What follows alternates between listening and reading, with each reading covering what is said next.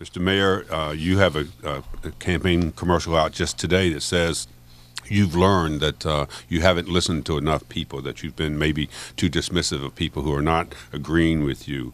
The Washington City paper earlier this year referred to you as a jerk. Cortland Malloy, a longtime columnist in the Washington Post, quoted an elderly woman here in town, senior citizen, who referred to you as a bonehead and said that you were just not listening to people.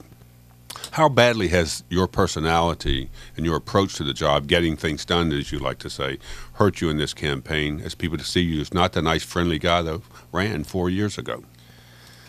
Well, the best way to describe it is this. When I was a city council member and a mayoral candidate, when I was a city council member for Ward 4, we saw an issue, tackled an issue, ran 100 miles an hour. Obviously, that was extremely popular and was something that was greatly appreciated by the residents who I represented in Ward 4. Ran for mayor and said, I'm going to run on an approach where I see an issue, go 100 miles an hour, tackle the issue. And we got into office, and we saw the schools had been neglected for 30 years, immediately went in, tackled school reform. The result is test scores are up higher in our jurisdiction over 3 years anywhere else in the history of the country. Went in and tackled the homicide rate. We used to be the murder capital of the world. Now we have the lowest homicide rate since 1966. But you have to do all that by being a mean person? No, this is what I'm trying to say is so you cut me off, but what I was about to do is go through some very substantive... What to do is smack you, but no, I'm sorry. Go ahead, please.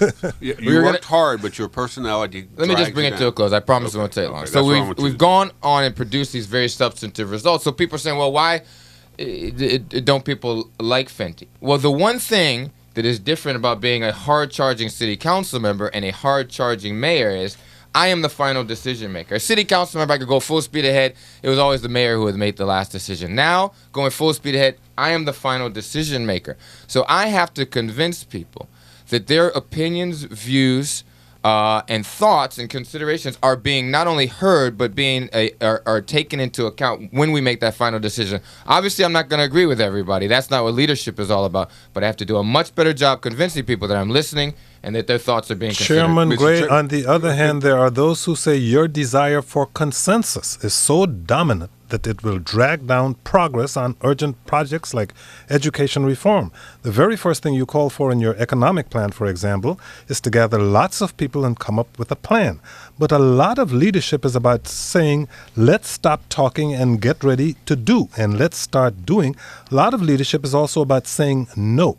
Can you give us examples from your career where you were able to say no to a constituency when it came to making a tough decision, or where at some point you decided to no longer go for consensus and simply say, let's go ahead and get this thing done?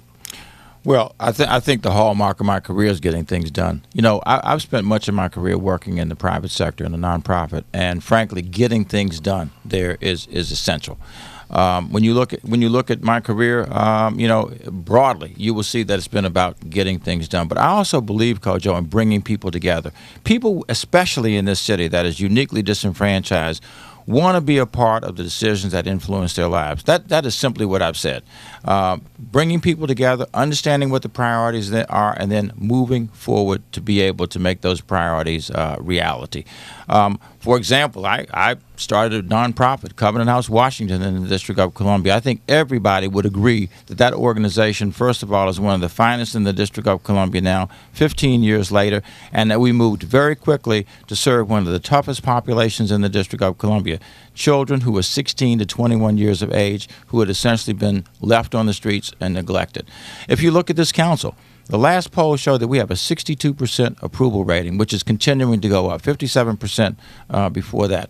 We've brought people together to get things done. This council has accomplished much under my leadership and will continue to accomplish it in the months ahead. So I don't think that that's an accurate allegation. Well, Mr. Chairman, it's the one I hear consistently. And maybe it's the way you use council language. You talk about colleagues and process and collaborative and all those words, and maybe it sounds like, but I hear it consistently. As much as I hear about the mayor's personality, I hear, well, Vince Gray sounds like a nice, friendly guy. Who can't say no to anybody. Who just doesn't move fast enough, even when Michelle Rhee... Well, you having examples of things being too slow? Well, I would just say, even when Michelle Rhee was criticized. Well, I know the mayor won't answer that question.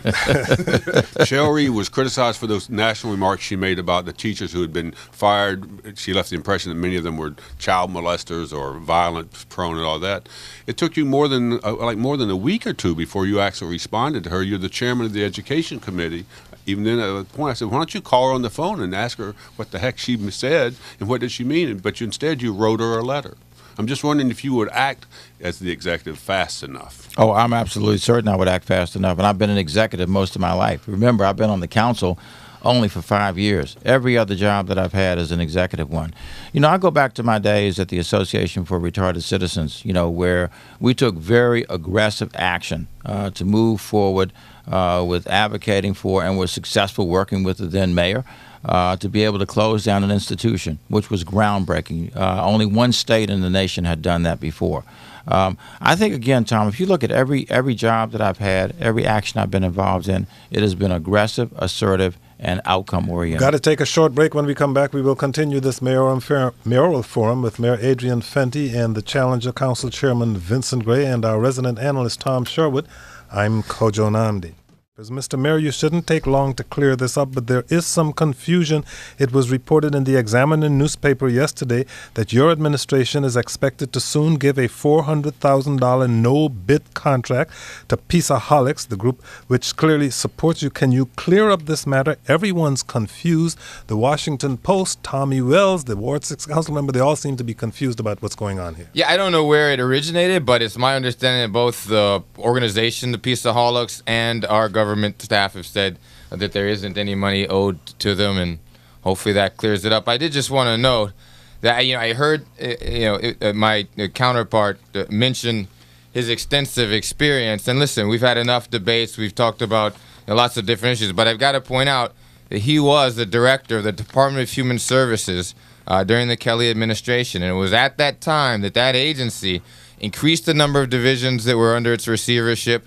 That it's overspent its homeless services budget, where an HIV and AIDS director wasn't hired for 2 years. So just to add to all of the other private sector stuff that he talked about, 4 years of running an agency with very limited results, and some results that directly led to the takeover of the Financial Control Board. But he's run the council pretty well, hasn't he? Wouldn't you say he's done the council pretty well? So I think when you're looking for mayor, you're looking for executive experience. Executive experience is when you actually manage people directly under you. The chairman would note this. I think only 10 to 15 people work for him on the city council. But when those hundreds of people in that budget were before him as a director of DHS, even the Washington Post has said, at best, good intentions, but not very good results. Let's talk about executive futures. If you become the mayor of the District of Columbia, given the current job situation, especially in the poorer wards of the city, what would you do about it? Well, first of all, I am the only one who's put a plan out there. We have epidemic unemployment rates, 10.4% in the District of Columbia overall, 19% in Ward 7, 30% in Ward 8. I have advanced a plan. I invite people to go to my website to look at it. It talks about an economic development strategy and then a workforce development strategy that would begin to recognize that we have opportunities in healthcare, we have opportunities in green technology, we have opportunities in early childhood education to begin to move this city beyond just being a government town and being based on tourism and hospitality. When the mayor talks about going back to the 90s, one of the things that frankly takes us back to the 90s is the cronyism that has been evident in this administration. $82 million in contracts haven't been awarded, quote unquote, awarded to his fraternity brothers. An investigation into that by a special counsel that has been stymied by this administration and this attorney general. Special counsel appointed. Some of these investigations can go on for years. Settlements take years. This one has moved along quite rapidly. But yet this administration entered into a settlement with these folks. Security costs waived, for some organizations and not for others. The vetoing of a bill that would prohibit vote buying in the District of Columbia. Again, mismanagement of the summer youth employment program. I think, beyond the question of personality, this is what troubles a lot of people in the District of Columbia, and that is the cronyism and the mismanagement in this administration that has been evident in so many different ways. Jim in Washington, D.C., you're on the air. Jim, go ahead, please. Yes, following up on that, this is my question beforehand. Why would the mayor veto the bill that would have made it a crime to pay people to vote? It seems to me that's a reasonable law, and I think it may be federal law. And I'll take my answer off the answer there. Thank you. Mayor Fenty?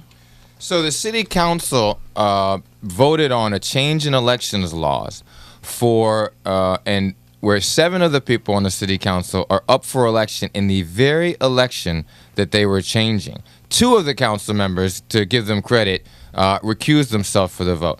The whole definition in the council's rules says you are not to vote on legislation that could personally benefit you. All of those other 5 candidates, including my opponent, should have recused themselves from the vote or should have made it prospective to not apply to this particular election. One other thing, there were amendments made on the dais of the council that were not discussed in any public hearing. You absolutely should not change an elections law to affect an election that you're in, but you certainly shouldn't do it when you make an amendment on the dais of the council that hasn't gone through any type of public vetting. This caller has a great point, but why couldn't that point be brought up in a public hearing and debated? Chairman Gray, it has been reported that the alleged purpose of that bill was specifically to stop the mayor's supporters from having go-go concerts where young people were given free tickets and encouraged to vote. Is that true? That is absolutely not true. And frankly, the mayor's answer was a process answer, not a substantive one. Frankly, you can make the argument that not doing anything further would benefit the incumbents because they would have an advantage in an election coming up. This was a good government bill that was passed by the Council of the District of Columbia. It is very straightforward. It mirrors federal law. It had no specific, constituency, no specific issue that was targeted. It was simply an effort to try to safeguard against the potential abuse and fraud that could occur. We are a city now that has introduced several new approaches to voting. First of all, early voting, which begins on August 30th this year. Same-day registration and the use of new mechanisms in order to vote. Many jurisdictions have done one or the other of those things. No jurisdiction in America has done all 3 at the same time. And we're going to be having the executive director of the Board of Elections on pretty soon to explain to our listeners exactly. Well, this was a bill. This was a bill to safeguard against that. It was a good government bill, and I'd like to hear why it wasn't considered a good government bill. Councilmember Ward 6 said he was very disappointed in the city council taking a vote on that bill.